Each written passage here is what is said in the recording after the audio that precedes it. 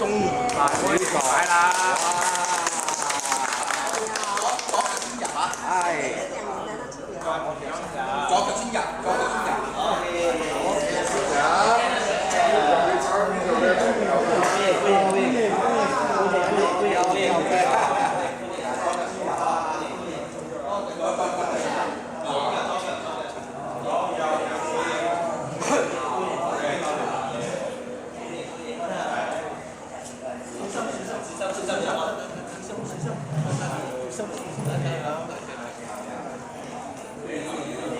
第二次嚟食榴蓮，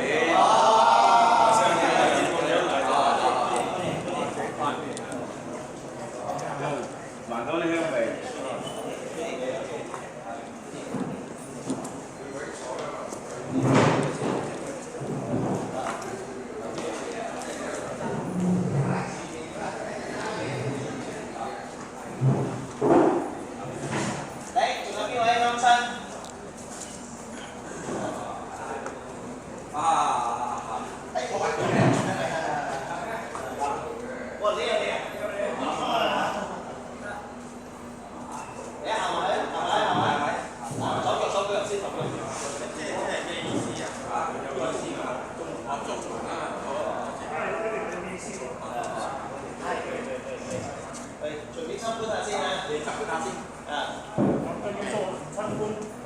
18年了。那个线擀面的上面擀面的模式是差不多。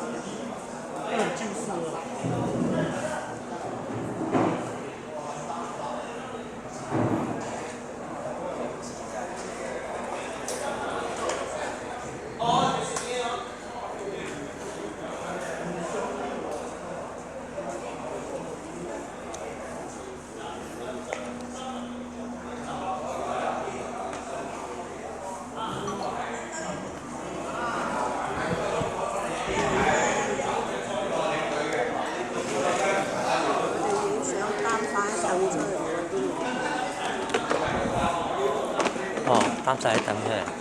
攞翻入嚟。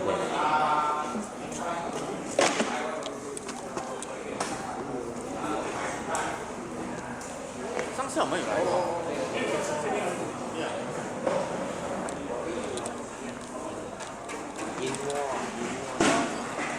？sorry。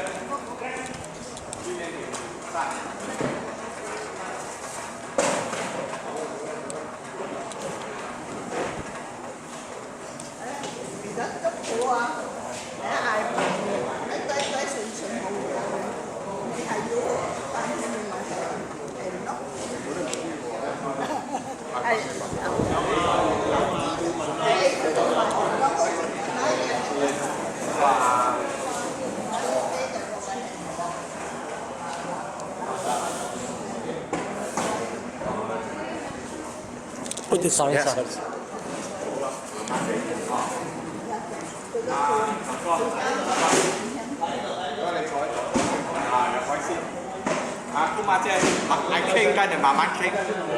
你坐住先，有打開個儀式，跟住慢慢傾。會長點樣刪嘅？撳多一下。一下，依家錄緊嚟啊！交流我哋嘅會長，我哋嘅理事會好熱烈嘅歡迎你哋，我哋呢個你哋呢個嚟到檳城咧，我哋呢個古蹟嘅小島係呢個好美麗同埋有美食之稱嘅呢個小島。我希望你哋嘅呢個旅程可以俾你哋一個愉快同埋有好嘅印象嘅回憶，因為我哋知道我哋民間嘅交流好重要，因為而家今擺咧，我哋呢個首相咧已經去到我哋中國幫你哋嘅政府嗰方面咧就交流，即是上邊有交流，民間有交流，呢個係一個好嘅印象我哋希望我哋仲有改進所以而家我哋請我哋介紹我哋本會嘅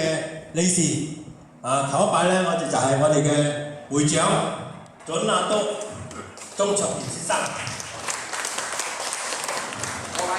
大家做問啊！第二個咧係我哋嘅處理主席關啟錦 BJM 關啟賢 BJM sorry 仲有咧就係我哋嘅老臣子呢個薛寶文先生我本人咧就係總務李賢梅係咪我哋嘅謝生謝先生坐呢度坐埋一齊我哋嘅遠方嘅啲鄉親婦聯會嘅秘書總秘書謝生謝咩？謝志強生，仲有我哋理事朱光輝鄉長仲有我哋嘅呢個吳炳發鄉長仲有我哋嘅呢個陳永松鄉長，仲有我哋嘅理事阿允阿允，仲有二樓嗰啲個咧冇啦咁樣我哋嘅理事今日出席呢個會，幫你哋交流一下咯，因為你哋從好遠嘅地方嚟呢度即是講呢個我哋嘅會長司徒薛強先生，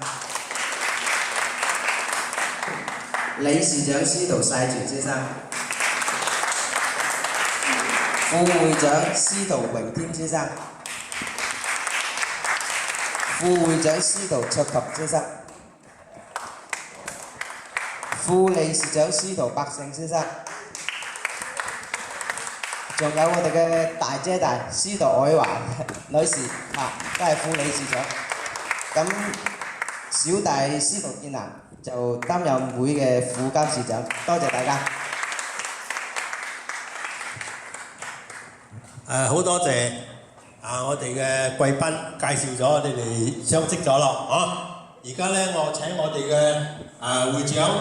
準亞都鍾卓田介紹一下我哋嘅會務一下咯，係叫好啦。我哋各位鄉親，我哋開定個錄音嘅鄉親大家好喎！今日新會館好高興你哋嚟我哋會館交流，大家傾下鄉親嗰啲鄉音大家好喎！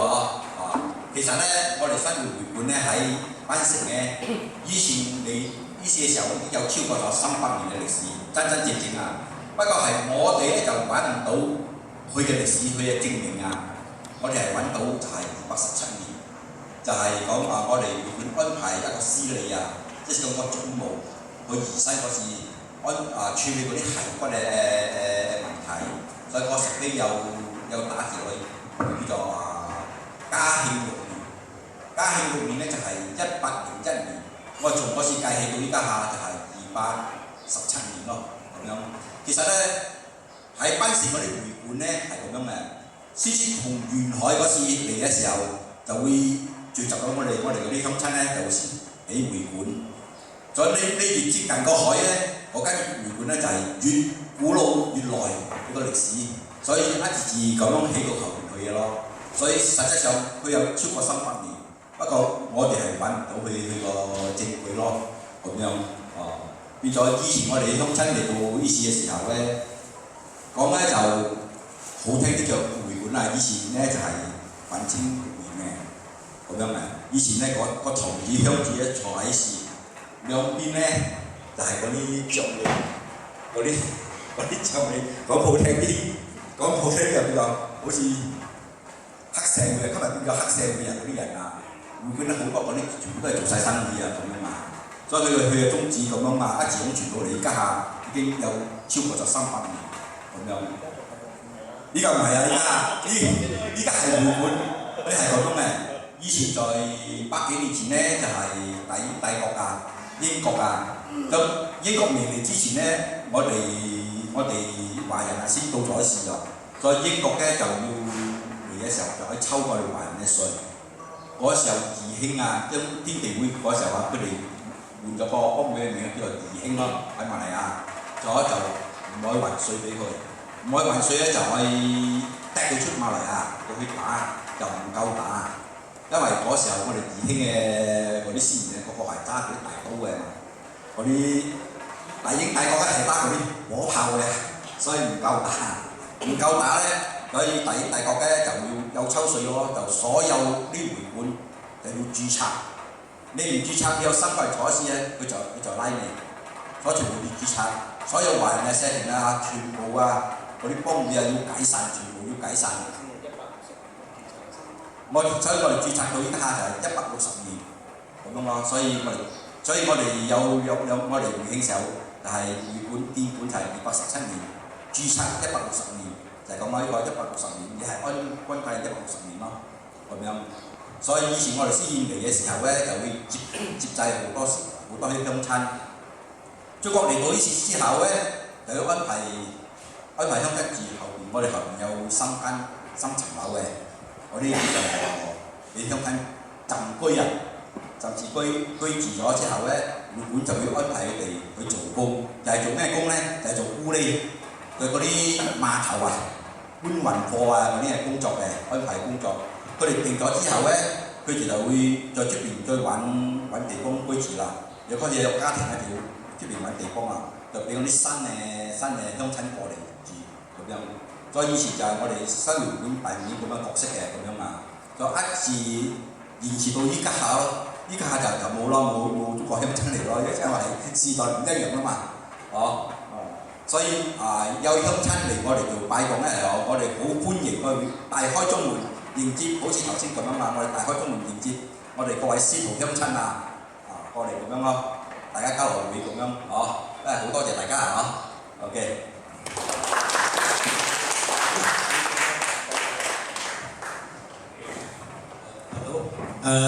落嚟咧就係我哋嘅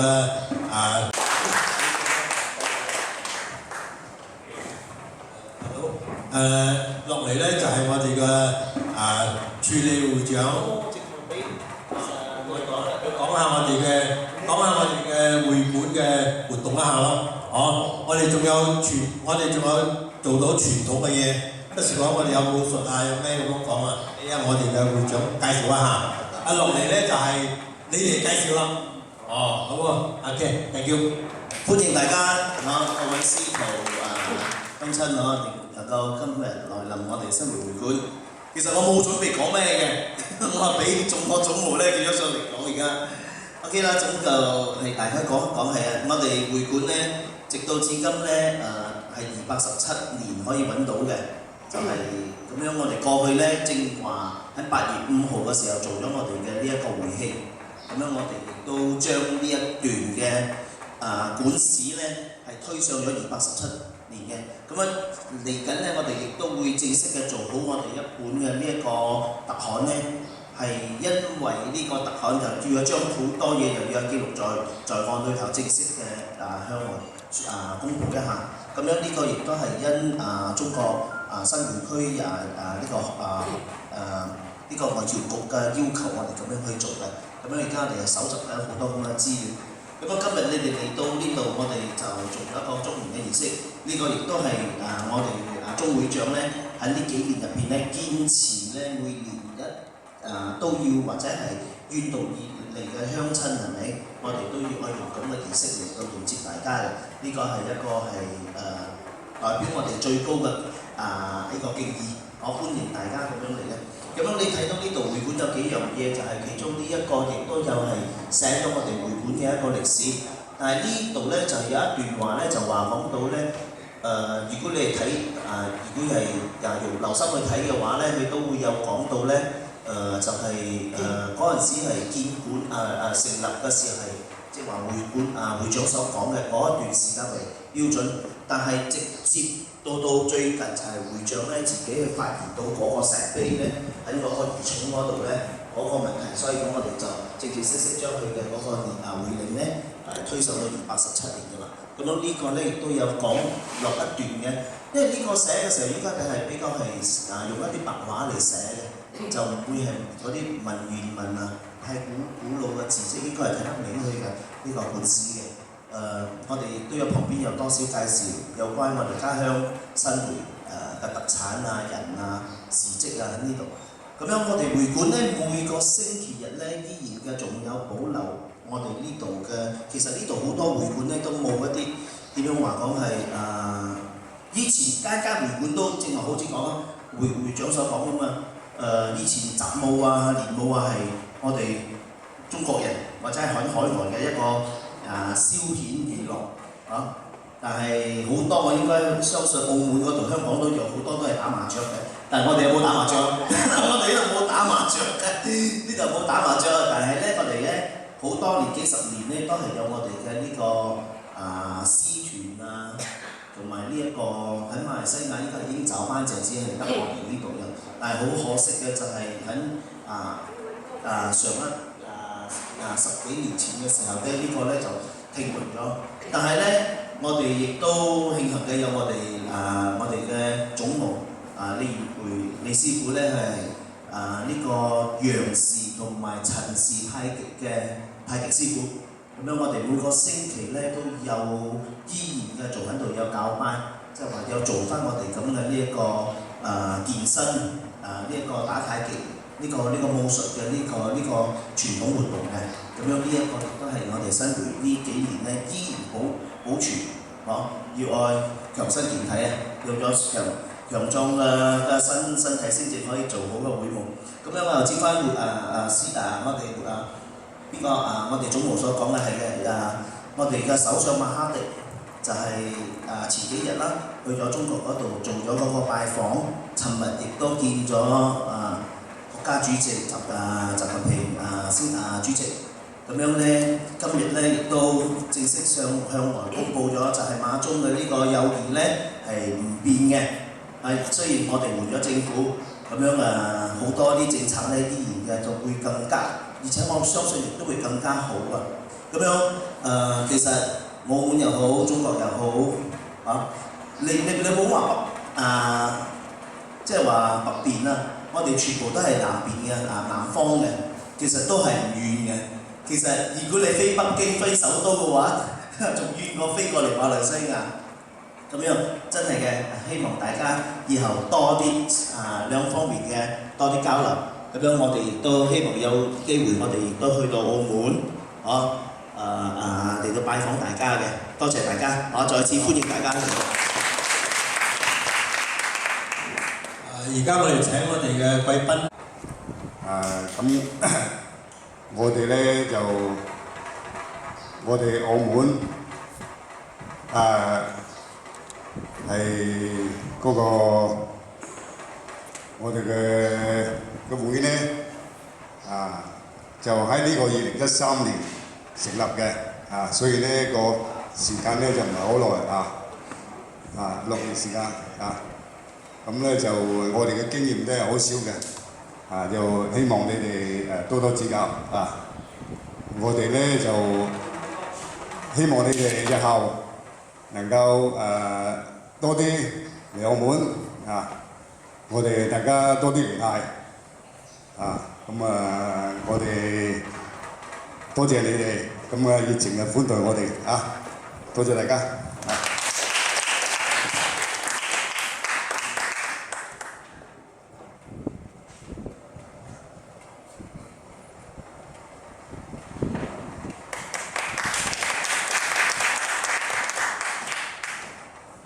尊敬嘅會長、各位這個大會嘅領導各位嘉賓澳門嘅同胞，我哋今日嚟到新會館，感覺好榮幸。新會同開平兄弟園姐妹園保健主席同埋何世昌會長多次帶我哋去新會，參觀學習新會嘅文化風合，新會嘅圖書館就係文化大革命都保留好多古詩名詩，好難得啊！你哋新會會館繼往開來，真係把呢個優秀文化帶嚟呢度啦！歷屆會長創造到呢咁輝煌，保留咁嘅古蹟，好難得。歷史文化宜聚僑北啊，功德無量啊！我哋新會又好，開平又好，我哋呢一班人都係炎黃子孫，都係從黃河流域嚟嘅，都係堯舜嘅後裔啊！嶺南thiết kế行啊，係我哋嘅入廣東嘅祖根地，我哋亦係從thiết kế行嚟，我哋嘅第一世祖就係從thiết kế行嚟到新會，新會邊度？新會石坑、石狗巷，然後嚟到開平，啊！我哋同你休戚與共，好親切。咁啊，寶權主席佢係創會會長，佢好有設想，師徒是聯絡網，把世界各地嘅宗親都連結起來。咁樣我哋感覺到學到好多東西。幫助我哋健康成長，團結咗海內外鄉親。呢個呢係新時代，利用先進平台嚟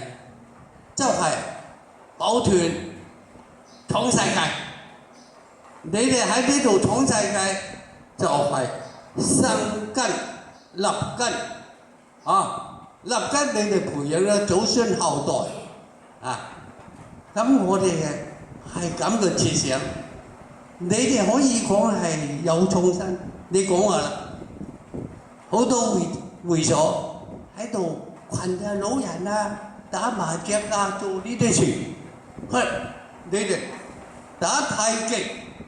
啊，做呢啲娛樂活動，吸引咗青少年參與。唔係過去咧嚟到呢度介紹你做管理啊、做工啊，佢唔使你介紹啦，佢自己去闖世界。依家呢個問題咁介佢能夠去闖世界咧，需要用文化，冇文化闖唔到世界。咁係港少聯合總會，我哋保權主席嗰班人。有嗰個觀念點樣啊？就係培養後代有文化有知識，立足呢個立根啊！如果唔係咁樣，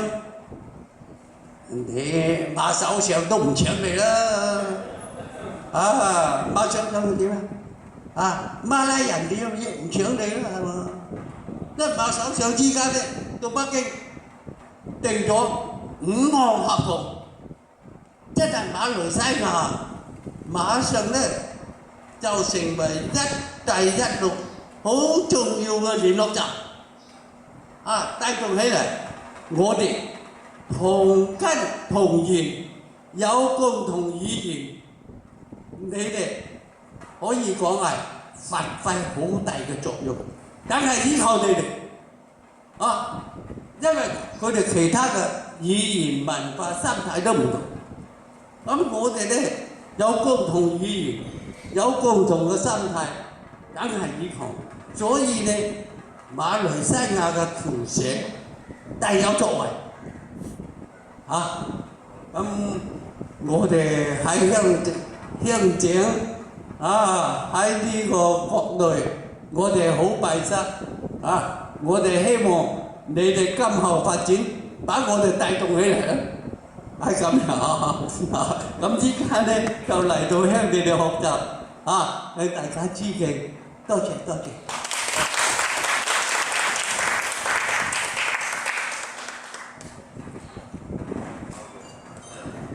尊敬嘅總會長、署理會長、各位領事，大家早上。尊敬嘅總會長、署理會長、各位領事，大家早上好。咁我呢就嚟自中國廣東開平市教倫中學嘅老師嚇。咁我哋呢間學校呢，就係我哋司徒市嘅海內外嘅華僑港澳同胞捐資創辦嘅一間僑校，約等於新會嘅華僑中學啊，或者係陳經綸中學啊咁上下啦。不過係我哋自己嘅家族嘅嚇。咁今次呢，能夠同澳門同圖書館同其他一班人有幸嚟到呢度，非常高興，非常榮幸。呢個一個就得益於我哋司徒寶權先生佢嘅大力嘅支持，佢嘅穿針引線啊，佢嘅帶路，我哋有機會嚟到呢度啊。司徒寶權先生呢，就可以講係習近平主席倡導呢個一帶一路之後，佢就係親自踐行嘅新嘅一帶一路嘅思路嘅使者。呢個使者呢，帶動我哋鄉間好多人好多次嚟到南洋進行呢個文化教育交流。前嗰4-5次呢，我哋都係喺馬來西亞、新加坡、馬來西亞裏邊呢，主要就係吉隆坡、麻坡嗰幾個地方咁樣就係交流咗好多次。今次呢，繼續北上嚟到咗呢個怡保，嚟到呢個今日嘅檳城令到我哋呢對呢個馬來西亞有一個更加全面嘅認識同埋了解。除咗引導我哋祖國嘅人過嚟之外呢，寶權先生呢就係多次就組織我哋馬來西亞啲青少年學生參加嗰個春令營、夏令營、冬令營，翻去我哋祖國大陸，翻去僑鄉，去呢個新會啦，去呢個順德啦，去呢個廣州啦，去呢個肇慶啦，同埋翻到我哋開平家鄉嚟我哋教倫中學，一齊咧進行呢個文化嘅交流互動，讓到我哋家鄉啲學子亦都有一個渠道了解到我哋啲海外嘅華僑嘅子弟喺新嘅時期嘅教育嘅情況，亦都讓馬來西亞嘅學生咧翻到家鄉，亦都向我哋啲學生打開另外一個門窗，等我哋學生亦知道我哋海外啲學生係咁樣進行呢個學習嘅生活嘅咁樣，所以呢個咧係一種非常之好嘅方式，讓到我哋大家能夠達到一個雙贏嘅呢個效果所以我亦都希望喺不久嘅將來能夠有嚟自我哋檳城嘅學生仔翻到家鄉嚟我哋嗰度傳經送寶，我哋一齊咧促進我哋雙方嗰個教育同埋文化嘅交流。我同埋我哋學校嗰啲拍檔將會喺教倫中學熱烈歡迎你哋。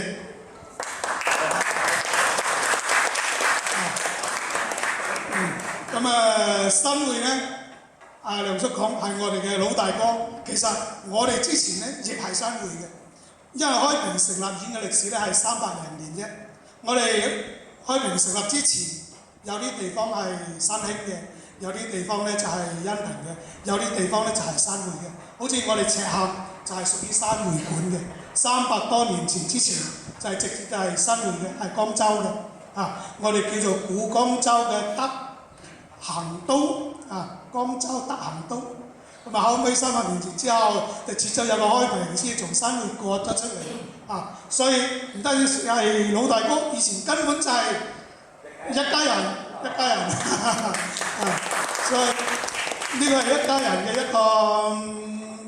資料。第二個呢，就係、我哋聖司徒嘅人離開咗河巴，離開咗呢個北方，穿過黃河，越過長江，跨過嶺南，嚟到新會，響新會生活咗200-300年嘅時間。喺新會邊度啊？響新會嘅牛灣，就係、新會嘅牛灣站旁邊嗰個桂林里嗰度啊，嗰、個石狗巷啊。咁啊，依家咧，我哋嗰啲第1、第2、第3、第4、第5、第6世個祖墳仲係響新會牛灣嗰度所以咧，我哋之前都係新會人嚟㗎咁後尾咧先至咧又去開拓疆土啊咁樣，好似大家嚟南洋咁樣，我哋先至走去開拓嘅啫所以咧，我哋同新會人真係同根同源同聲同氣，所以我哋今天坐喺呢度，更加感覺係非常之親切，非常之溫馨不過咧，新會係我哋嘅老大哥，我哋真係遠學唔到新會嗰個會館，依家將嗰個武功，特別嗰個鷹爪功呢個發揚光大，呢個亦係傳承我哋江門5邑地區一個最偉大嘅人物梁啟超梁啟超咧，佢最著名嘅文章就係《少年中國說》裏邊少年強就係國強，我哋啲人民強嘅國家強所以我哋嘅精武會，我哋嘅鷹爪功就要用我哋所有嘅海內外嘅新會人、中國人都要強大起嚟，咁我哋國家先至會強盛起嚟所以呢個梁啟超呢篇文章咧，就係我哋啲做學生嘅、做老師嘅都要終生去接受佢嘅教育嘅所以呢個新會自古以嚟呢個民風鼎盛，人才輩出，海濱就路係我哋咧遠遠咧望塵莫及，我哋咧要不斷咁樣去學習。即使係今天我哋做教育嘅都係咁樣，新會一中係我哋江門5邑地區最好嘅學校新會田中呢個陳經綸學校都係非常之優質嘅學校。我哋咧年年咧都會揾個時間、揾個機會去到新會嗰邊，去到會上，去入去呢啲學校裏邊，讓佢哋學習，讓佢啲領導學習，讓佢啲老師學習，讓啲學生學習。希望能夠縮小我哋兩個之間嗰個距離所以呢個老大哥就係我哋個榜樣，係我哋嘅楷模同樣喺海外咧，亦係咁樣。我哋今日嚟到呢個新會嘅呢個會館，古色古香、美輪美奐，又係呢個行程裏邊嚟到馬來西亞，見到最好嘅、最靚嘅建築物。當然啦，亦係歷史最悠久嘅建築物。會長講，越係近海邊嘅歷史越係最耐嘅，係嘛所以攞到咁好嘅地方，見到一間咁靚嘅呢個會館，呢個祠堂嘅建築，特別係呢度嗰啲裝飾嘅嘢能夠保存得咁好所以呢個係非常非常之難得，因為我哋有好多地方呢一類嘅建築物經歷過戰爭啦、煙火啦、動亂啦，好多已經係蕩然無存，或者後尾整翻新嘅都好難玩得到呢種嘅感覺但係呢一入到嚟就係見到呢啲咁樣嘅咁靚嘅建築，咁傳統嘅中國文化嘅體現所以我哋又係非常非常之欣慰特別啱先鍾會長有呢個大開中門一個咁隆重嘅儀式，歡迎我哋大家跨過呢個中門入到嚟呢度，令到我哋覺得非常非常之榮幸，非常非常之自豪。鍾會長會館嘅各位同仁，非常之感謝你哋。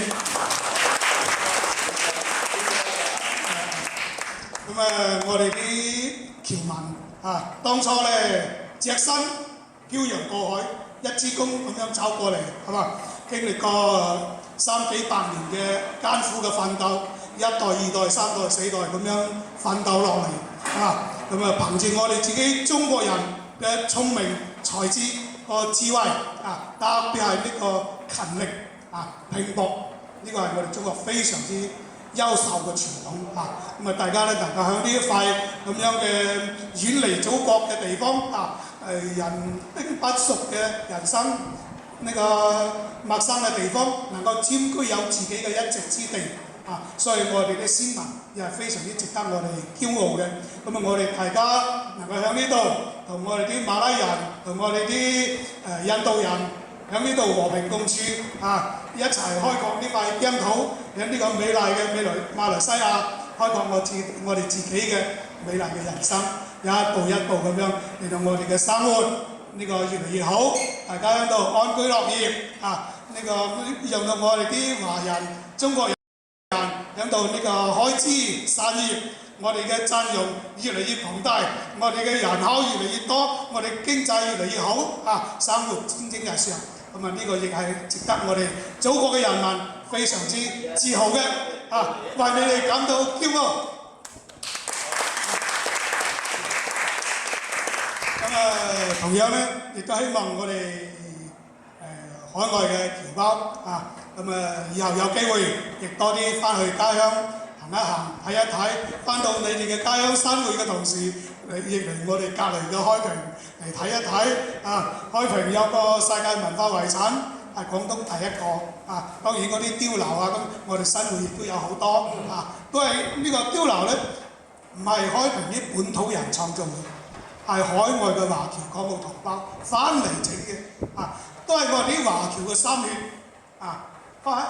海外賺咗嗰啲辛苦錢，翻去家鄉起嘅嗰棟樓。無意中為家鄉留下咗一筆非常寶貴嘅遺產。我知道新會有好多啊，新會好多，特別新會有當然有其他嘅好多嗰啲建築物啦，亦都係非常五邑都有好多，台山啊、恩平啊、學山啊都有好多啊。咁啊，所以我哋五邑啲華僑嗰個文化係一脈相承嘅，係相通嘅啊。我哋講嘅話都係一樣嘅，其實同廣州話唔同呵。咁啊，唔知大家在座各位新會嘅，仲有冇識得我哋而家新會啲家鄉話都有係嘛？咁啊，聽你哋更加會係親切嘅咁樣啊！咁啊，以後多啲翻嚟互相交流，咁啊啲親戚越行越親，越行越親，係嘛？有我哋呢個海外嘅新會嘅開平嘅一家親，以後親上加親啊！最後咧，祝願我哋新會嘅會館會務興隆，祝願我哋在座各位身體健康、家庭幸福、萬事勝意。多謝。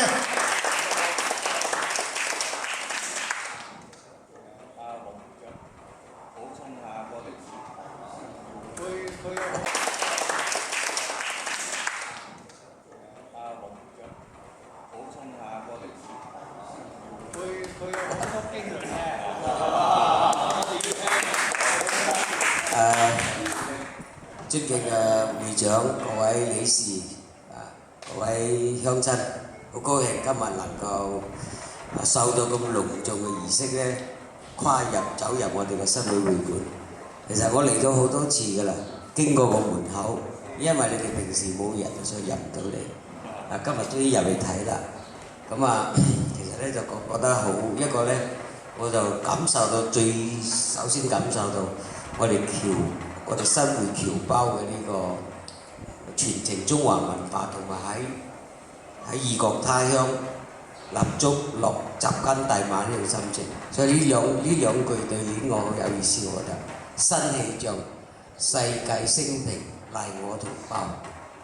寄依檳城，德化沉怡，思維安樂地。呢個表達嘅咧係我哋嚟到呢片土地，喺呢度用我哋中華文化嚟去創業，嚟去同當地嘅人民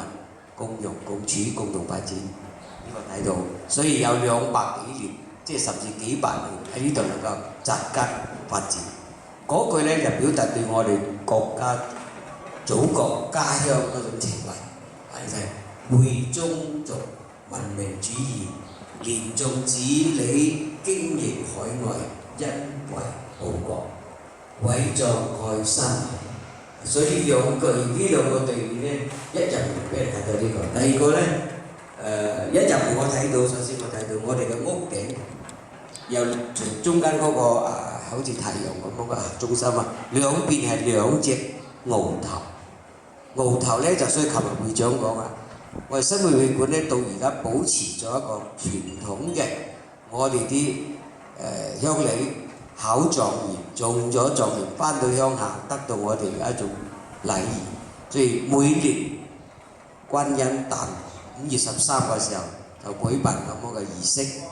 啊，嚟包養我哋啲子弟讀書、中舉、中課。所以呢個咧係保存得非常好。所以嗰兩個鰲頭咧，我哋講獨佔鰲頭啊，就係講我哋要讀書考狀元出到前3啊，就叫獨佔鰲頭。呢個係專有呢個我哋嘅歷史典故嘅。我係睇到喺霸湖睇到我哋嘅客家嘅大伯公廟有，同埋我哋呢間會館有。所以呢啲都算。第3個咧就係、其實我哋廣東特別我哋新會咧係武術之鄉，蔡李佛拳係我哋新會嘅最有全世界影響力嘅一個武術，有200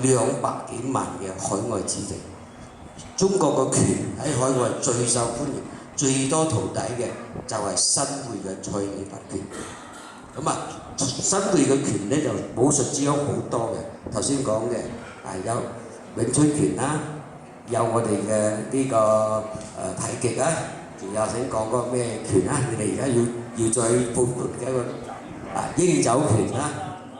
所以呢啲都係我哋體現咗我哋新會鄉親啊，將我哋家鄉呢種武術嘅文化、中華傳統嘅文化帶到海外，喺海外發揚光大。呢個對咧宣揚我哋中華民族嘅呢個優良文化同埋我種中華嘅精神。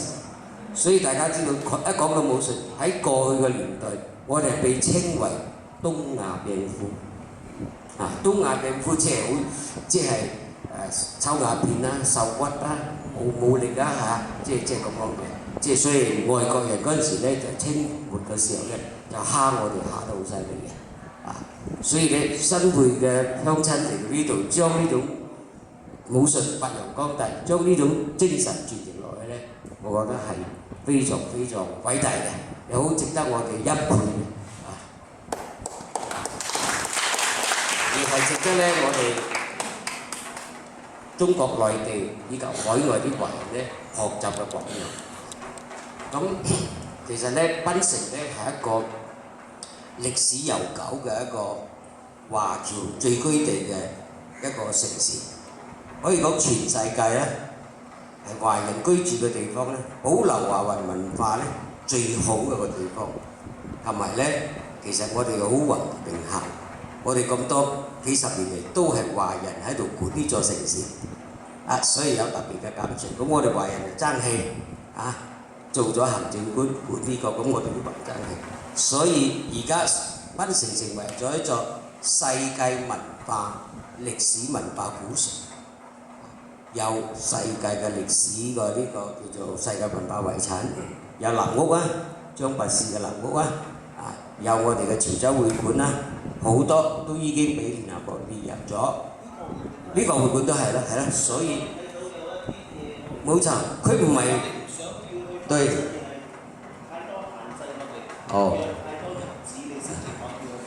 咁係嘅。如果你入咗佢遺產名錄咧，你要按照佢嘅指向去做㗎。咁你每年要維修要保護你要對外開放因為世界文化遺產係俾大家去參觀學習㗎嘛。所以我覺得呢個咧係我哋好難得嘅嘢。咁其實頭先阿會長講係啱嘅。其實我哋中國人嚟到檳城咧，大概咧係1786年我哋就到啦。紅毛冇咁早到嘅，紅毛到嚟咧，其實1801年咧就正式紅毛人喺呢度接管收稅所以我哋好多會館咧都係1801年。我記得以前講增龍會館就前面嗰度行前啲，增龍會館係最早嘅。因為增龍會館點解咁硬？海山派嘅領袖鄭錦貴係一大佬嚟㗎，海山派大佬嚟嘅，所以佢一走佢哋。咁第二個咧，我哋檳城呢度咧，我哋啲華人好團結。雖然話我哋大家唔同嘅時間、唔同嘅方式嚟到檳城，嚟到紛紛自己建立自己嘅會館，所以廣東我睇到有開平會館啦、新會會館啦、真龍會館啦、濕水會館啦，所以到嗰陣時最早嗰陣時咧，啲華人組織嘅廣聽會館，我哋係廣聽會館嘅成員之一，真會會館都參加落去。咁佢最大嘅事咧就係買咗二重，分咗4次，捐錢出嚟買咗，所以到而家我哋檳城嘅二重咧係全世界最大嘅，白雲山嗰度，我阿爺都葬喺度嘅。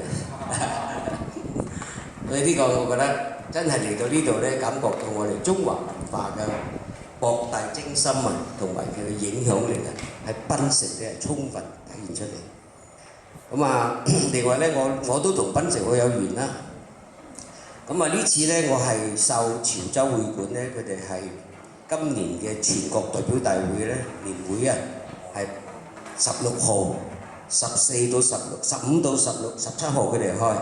佢邀請我嚟咧，主要係佢有一個紅頭船大講堂，邀請我做演講嘉賓，所以我16號上午咧，我就同佢哋大家分享咗紅頭船嘅精神。其實紅頭船精神咧，亦係我哋華僑嘅精神，亦係新會精神。我哋下南洋做生意、落地生根發展，離唔開紅頭船，因為喺大帆船年代做貿易移民全部靠呢隻船，直到近代出咗火輪之後，我哋先坐火輪翻嚟過嚟過去嘅。以前檳城咧長期有定期嘅航班，從民國開始就有㗎啦，就到廣州、到汕頭、到香港嘅。所以以前我哋好多同胞翻嚟唔係坐飛機，係坐船翻嚟嘅。我哋廣府人叫紅頭船，我哋叫大眼雞，叫法唔一樣。其實個船係一樣，精神係一樣嘅，實質內涵係一樣嘅。只不過咧唔同嘅客家人、潮州人、福建人，我哋廣府人只係區別上喺我哋所做嘅行業生意上有所區別。所以琴日開平會館講，我嗰日行街都睇到，檳城打金行多數係我哋台山開平人做嘅，典當行係大部分人做，即係佢以前咧啲先人嚟到呢度佢哋有行業工會嘅，佢哋咧大家咧會彼此唔會惡性競爭嘅，大家會咧互相關照，你做你嘅，我做我嘅，井水唔犯河水，所以點解我哋能夠生存？而家唔係啦，而家惡性競爭一條街乜生意好做，大家一擁而上，結果就好快都大家執笠，因為超過咗嗰個承受。所以以前我哋呢啲係好好嘅精神第二個咧，我又好有緣分啦。司徒主席知道我嚟到啱澳門呢個司徒氏呢個訪問團，又要去吉隆坡參加廣肇會館40週年、龍母廟13週。